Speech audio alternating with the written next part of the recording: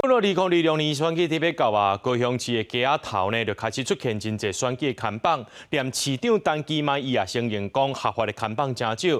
高雄市市机关是认为讲，这广告看板申请的流程真复杂，效率又搁歹，要求这市政府呢爱把这申请的程序简化，针对无合格广告爱去甲伊拆掉，而且爱处理。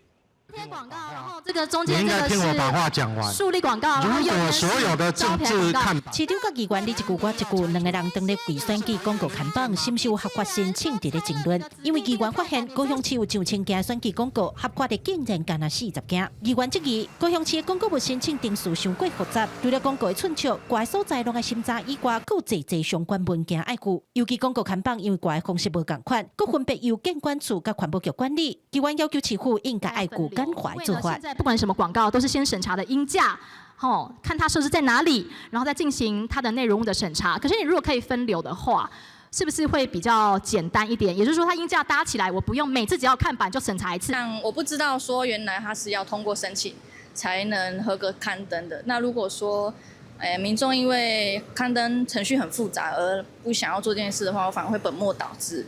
那我也觉得广告有必要性。那假设政府能够再把申请的过程更简化的话，我觉得会更好，大家会更有意愿去做这件事情。合法的广告看板会有市府合法的字样，但是直到市区设一年，竟然找无合格广告物，其中有大英价挂起来的广告是由监管处负责的，利用大的挂起的外墙顶管的是属于环保局管的。环保局表示，因伫106年都将申请的定数简化过，针对违规的广告也会加强处理。这几年违规的数量已经为当初的几千几万件降到较无100件。经审查核准后才可悬挂。统计今年申请24件，核准11件。去年违规广告拆除83件，今年拆除32件。监管处表示，今年有37件广告物来申请，目前核准的大约20件，已经挂好的有3件。目前因也正在简化申请的定数，望会当加强民众的申请意愿。记者柯家族赵阳高雄场报道。